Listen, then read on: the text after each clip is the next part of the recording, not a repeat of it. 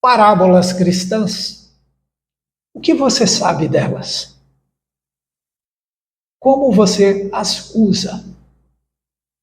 Ou simplesmente você vai na sua espiritualidade, ouve e deixa lá? Cuidado, amigo. Você pode estar confundindo ouro com poeira. Presta atenção. Poeira voa ao sabor do vento. O ouro não. O ouro está sempre disponível no lugar dele. É preciso ir lá e arrancá-lo. Caso contrário, ele nunca vai se oferecer a você. É assim com o ouro e é assim com a inteligência humana. Ela está disponível para você 24 horas por dia. Entretanto, ela nada fará por você se você não a provocar. Certo? Baseado nisto, eu quero contar para você como que foi escolhido o tema da aula de hoje, parábolas cristãs. É que no dia de ontem eu fui questionado fortemente por uma pessoa, a Isabel, que me perguntou exatamente o seguinte: como você, Gil, sendo cristão, tendo formação teológica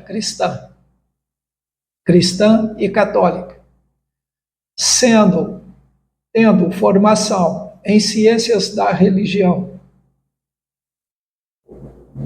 você me apresenta uma parábola hinduísta, sendo que seu público é cristão e você também. Em parte eu dei a ela razão, e é por isso que eu escolhi a aula de hoje. Mas o que acontece para eu ter escolhido o tema? Eu só escolhi o tema porque ele está trabalhado no meu livro, Metáforas que Curam. Lá eu enumero todas as parábolas dos evangelhos e coloco a sugestão de situações existenciais em que estes textos podem ser trabalhados. Eu não transcrevi nenhum texto bíblico para isto, fiz apenas as indicações. Porque, gente, texto bíblico hoje, todo mundo tem acesso. Eu ia ocupar um espaço enorme com uma matéria que é simplesmente a matéria mais publicada no mundo até onde se sabe. Então, eu quero convidar a você a dar uma olhada no livro. Ele está disponível para venda na plataforma Green. Se você tiver interesse em saber mais disso, procure os meus contatos nas minhas mídias sociais e eu terei o prazer de te orientar neste sentido. Ou também para tirar suas dúvidas, atender suas curiosidades e até mais do que isto, tá bom? Como, por exemplo, indicar que decisões você tem disponível para tomar e melhorar a sua vida. Para você que não me conhece, eu sou Gil Barbosa, sou filósofo, teólogo, com formação em ciências da religião. Fui professor por mais de 30 anos e hoje, quando eu falo 30 anos, é que foram 24 anos de vida acadêmica. E mais tempo ainda dando cursos avulsos na educação informal. Não são 30 anos de sala de aula, tá? E ainda hoje atuo nesse sentido. Bom, na minha experiência de vida, acumulei conhecimento com necessidade prática das pessoas às quais eu acompanhei, atendi orientei, despertei em mais de 30 anos atendendo pessoas. Então, eu quero dizer a você que este canal tem por detrás dele muito trabalho, muitos anos de estudo, muitos anos de dedicação, e tudo isso é feito com muito carinho para todos aqueles que aqui vierem. Por isso, contribua comigo, deixe o seu like, divulgue este canal, se inscreva, ative o sininho. Tem gente que fala, mas você fala tanta coisa que eu não sei o que eu faço primeiro. Se você fizer uma a cada dia, em 4 dias estará tudo feito, tá bom? Não precisa ter desculpa, escolhe uma, faz uma, tá ótimo. Eu fico muito grato. Porque este canal é criado para inspirar pessoas a transformarem as suas vidas. Se você tem problemas de relacionamento, se você tem problemas de travamento na vida afetiva, na vida profissional, na vida familiar, fique aqui que você vai encontrar algumas pérolas ao longo destas jornadas. E por falar em jornada, esta é a era 2 deste canal, Histórias de Vida, onde eu conto experiências práticas que eu tive no trabalho de acompanhar pessoas no meu livro Metáforas que Curam. Ok? Tá bem. Bom, antes de tudo, eu quero dizer para você, retomando a aula, que Jesus Cristo foi um grande contador de histórias. E acredito que todo o universo da cultura cristã tem contato direto com as parábolas do Cristo ainda hoje. Eu quero dizer também que quando na aula passada eu falei da parábola hinduísta, eu quis mostrar com isso que contar história faz parte da natureza humana.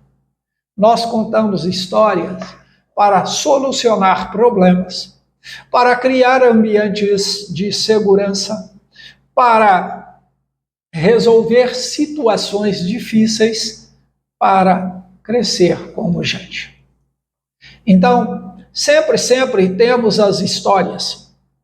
E história é tão sério na vida humana que existem histórias contadas também para justificar o porquê existem em nós comportamentos negativos como procrastinação, autossabotagem, medo em excesso que nos trava e até depressão, ansiedade. Então, isto aí nos convida e me coloca na certeza de estar contribuindo ao fazer este trabalho. As histórias do homem de Nazaré são contribuições que o Cristo entregou aos homens de sua época para que eles evoluíssem. E estes homens fizeram este trabalho dele chegar até nós. E ainda hoje, as histórias dele continuam batendo em nosso coração, na porta da nossa inteligência, pedindo licença para nos tornar pessoas melhores. Então, é com Cristo, por Cristo, que nós estamos aqui. Como filhos amados de Deus, concessão esta que o Cristo deu e ofereceu para todos aqueles que o seguissem. E assim, deste modo, eu penso que também a minha voz neste momento é uma contribuição que se levanta em favor da obra do Cristo e em favor da bondade humana. Favorecer a bondade humana, certo?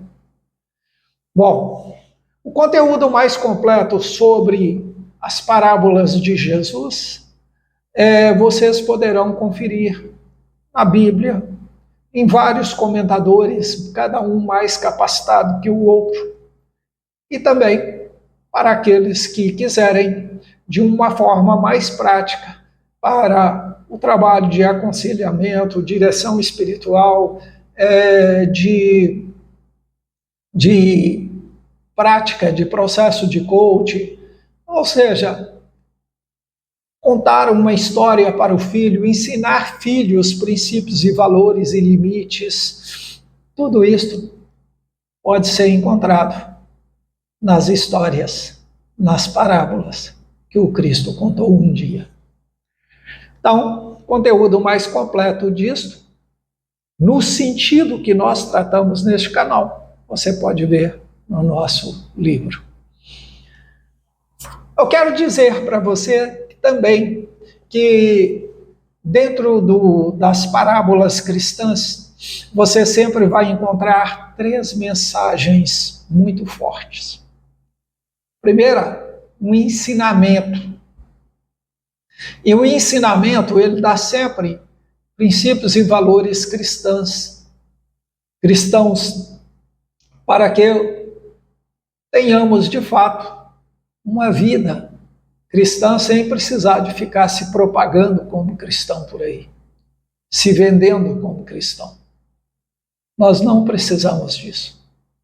Gil, você condena quem faz isso? Não. É o direito dele, é o nível de espiritualidade que ele tem, a ele todo o meu respeito. Mas eu digo que para ser cristão não precisa disso. Estes aspectos doutrinários trazem os ensinamentos daquilo que fundamenta a fé cristã. Mas tem também ensinamentos morais. Moral, gente, trata de hábitos comportamentais e vícios emocionais. Porque, na realidade, tudo aquilo que a gente faz que prejudica alguém conscientemente é realmente uma falta grave. Mas quando o fazemos por inocência, somos todos vítimas. E é por isso que quando se perdoa o pecador, deve-se também perdoar a causa fundante daquele pecador. Porque quase sempre um pecador aprende a pecar com o outro. Então, ninguém peca sozinho. Sozinho não tem como sequer eu ofender a Deus. Por quê? Porque a ofensa que eu fizer a Deus sozinho, ela não vai atingir ninguém.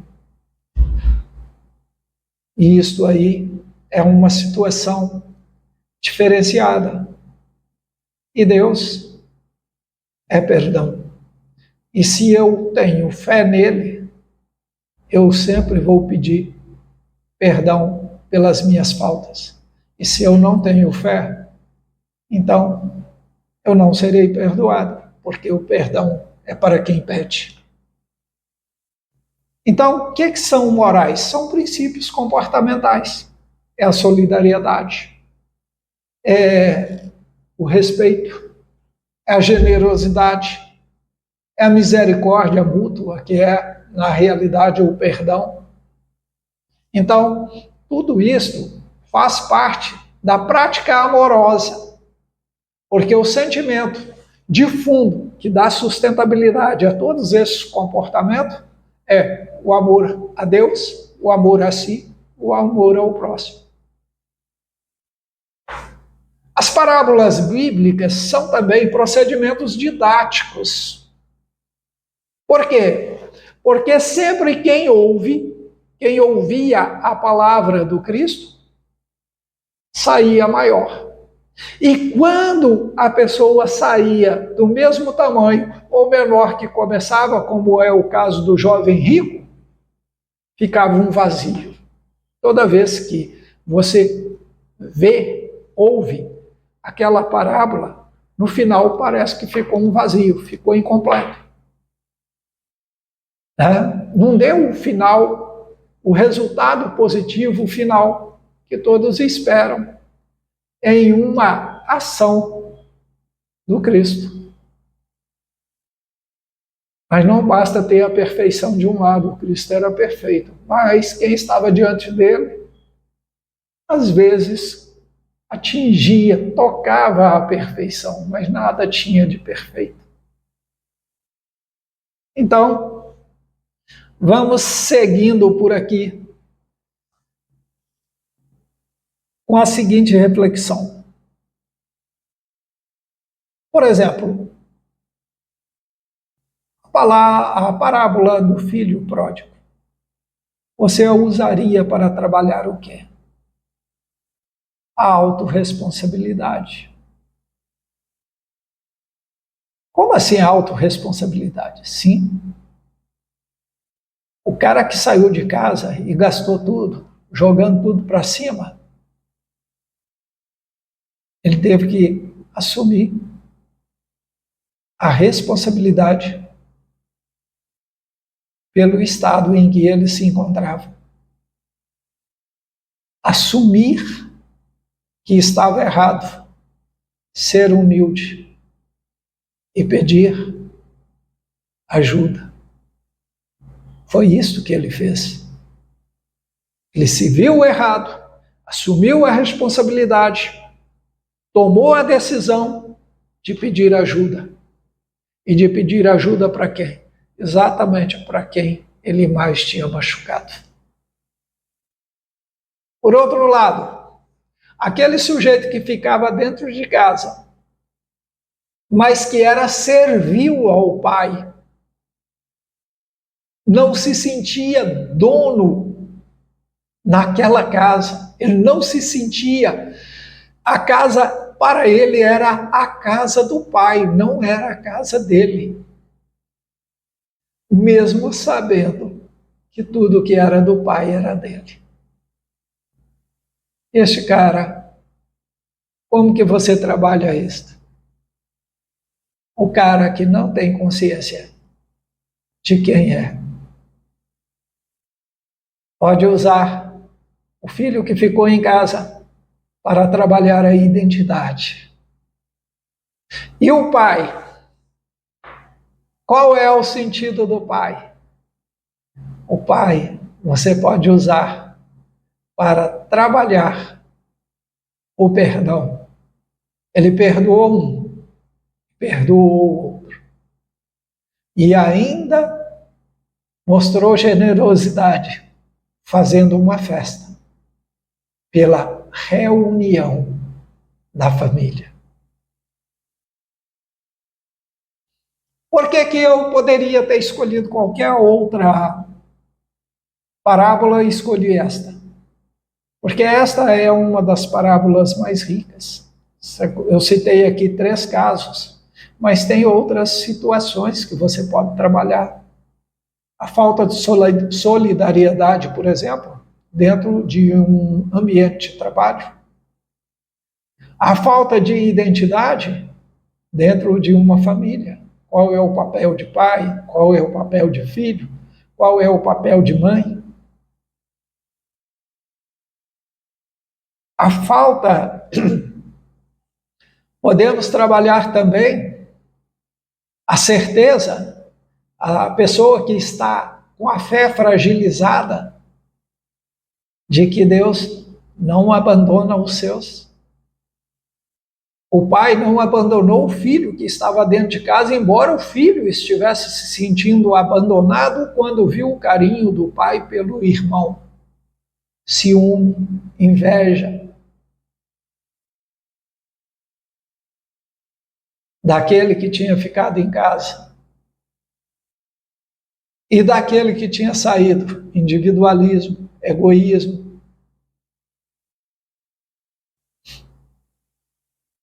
Está vendo como é rico esse texto? Mas poderia ser qualquer outro texto. Amigos, eu espero que vocês tenham gostado deste tema. É um tema diferenciado. Por quê?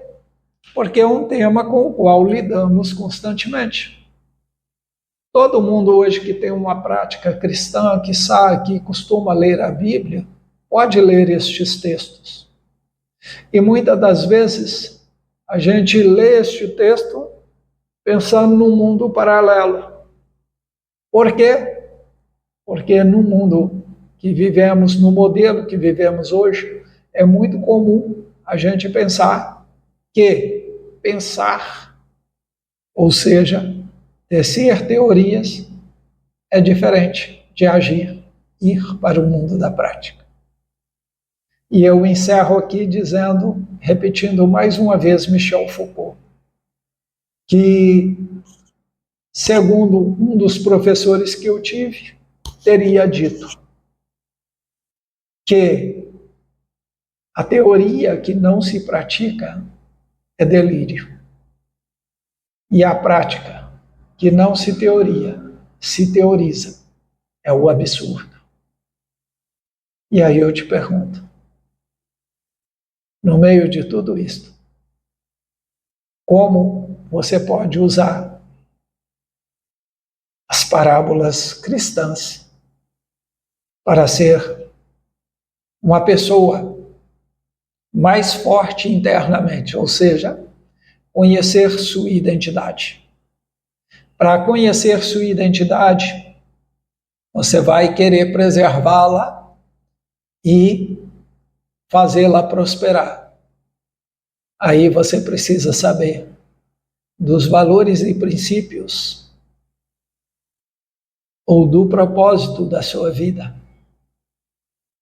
E este propósito, você vai descobrir o seu porquê. E deste porquê, você vai também descobrir que, além do porquê, você precisa saber que habilidades você tem e que habilidades você precisa adquirir para fazer o que precisa ser feito. E fazer o que precisa ser feito, não estou falando aqui no nível de subsistência. É fazer o que precisa ser feito para se tornar uma pessoa melhor. Uma pessoa que,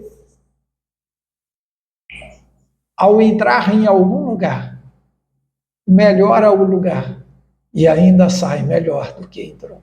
Isso é alta performance. Isso é otimização da inteligência. Isso é espiritualidade encarnada no mundo real, da família, do matrimônio, na relação pais e filhos, na busca do alto zelo, proteger a saúde integral, mental, física e espiritual. Ser generoso, ou seja, servir a quem de repente não pode te dar nada em retorno, que é a caridade ou a solidariedade, quando você ajuda uma pessoa simplesmente porque você quer ajudar e ela aceitou ser ajudada. Depois, você também ter uma vida próspera e sustentável no sentido financeiro, profissional, intelectual, emocional. Espero que vocês tenham gostado do tema e se gostaram e quiserem comentar alguma coisa, procure o espaço nas mídias sociais aí e façam isso, por favor. Aqui no YouTube eu ainda não consegui destravar os comentários, mas estamos trabalhando para isso, tá bom? Olha, até a próxima aula. Lembrando que a próxima aula será a última da Era 2 e eu estou aceitando sugestão para a próxima jornada deste canal em prol do seu crescimento, em prol da otimização da inteligência sua, em favor da vida que você sempre desejou. Tchau!